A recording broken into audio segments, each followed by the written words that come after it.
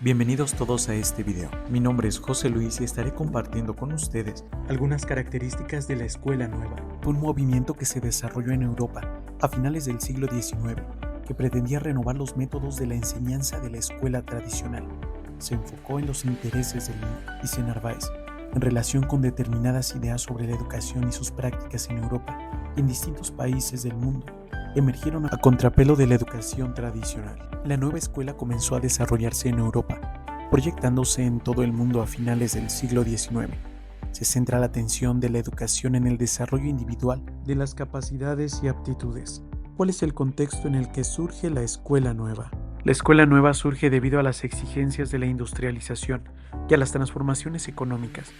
Algunas características a destacar son la expansión de los sistemas escolares en casi todos los países europeos, las transformaciones económicas bajo los ideales sociales y políticos, las demandas de la industria de expansión, de disponer de trabajadores más cualificados, el proceso de nacionalización de las sociedades europeas, la privación de las necesidades de los países desarrollados de ampliar y mejorar la enseñanza para las clases populares, el auge del capitalismo y por la segregación cada vez más acentuada de las capas sociales en las que ésta apoyaba su expansión.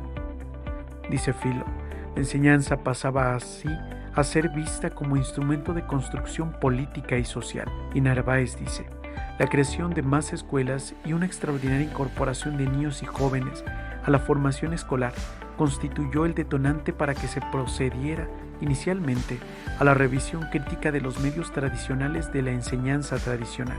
Las primeras escuelas que asumieron la denominación de escuelas nuevas fueron de tipo privadas, apareciendo durante el siglo XIX en Inglaterra, Francia, Suiza y Polonia. Más adelante se unirían Alemania e Italia. También fue un elemento importante y clave para la política, en el que se buscaba reclutar un grupo de personas que tomara las riendas del gobierno, como es el caso de la burguesía. Las aportaciones de la Escuela Nueva. La Escuela Nueva se consolidó con las múltiples y variadas aportaciones de algunos autores como María Montessori, Ovid de Crowley, John Dewey, entre otros.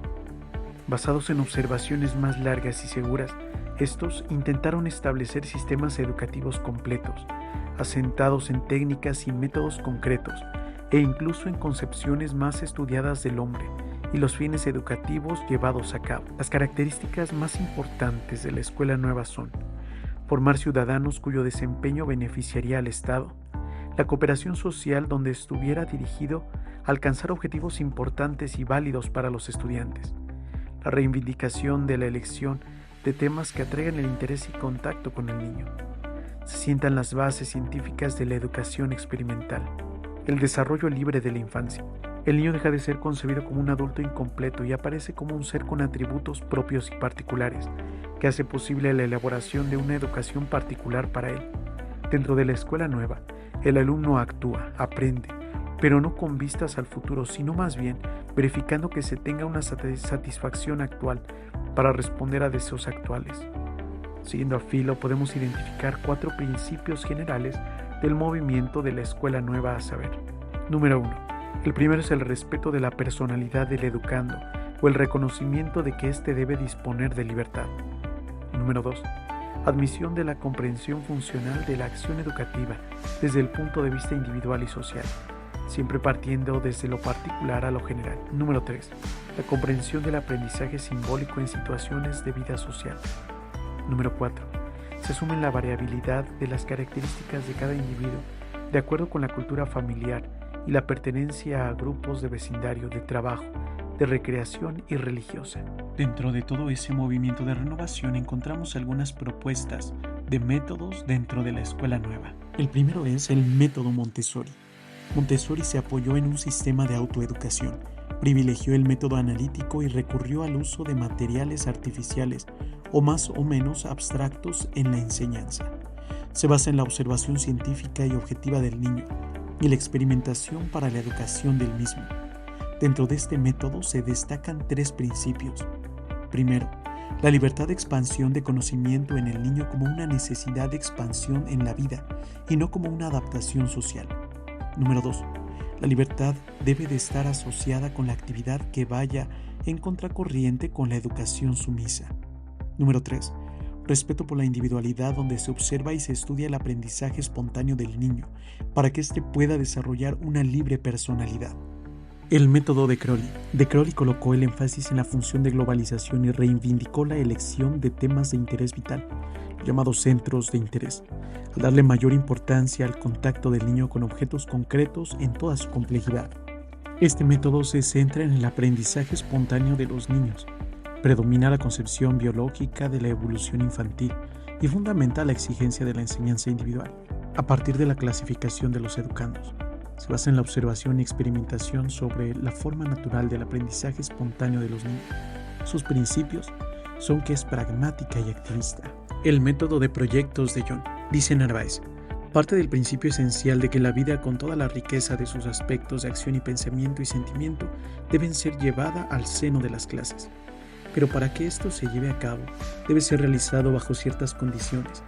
Para comenzar, es importante que el alumno tenga un trabajo personal libremente escogido y que éste sea libremente ejecutado mediante una enseñanza orientada al buen aprendizaje.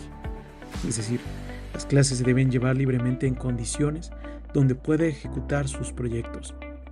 El principio esencial de que la vida se enriquece de las acciones, pensamientos y sentimientos de la sociedad, permitiendo que el educando los entienda y comprenda.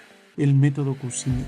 Este método es un método de socialización con libre desarrollo del niño. Es un método de aprendizaje y no método de enseñanza. Kucinich, con su método de trabajo libre por grupos, sus principios básicos consisten en la libertad, en el trabajo por grupo y las posibilidades de actividad. Con su método de trabajo libre, concibe la idea de desarrollar una forma de socialización en sintonía plena con las exigencias de libre desarrollo del niño. Se caracteriza por un método activo de aprendizaje. Los métodos y técnicas de Freinet. Este método va en contracorriente del intelectualismo de la educación tradicional. Dice Narváez, Freinet, con sus propuestas y experiencias acerca de la tipografía escolar, el uso del texto y el dibujo libre, la correspondencia interescolar, el libro de la vida, entre otras. Este método remite a la acción, a formas vitales favorables, a la exploración, a un medio ambiente estimulante y facilitador. Uno de sus principios básicos consiste en la educación por el trabajo.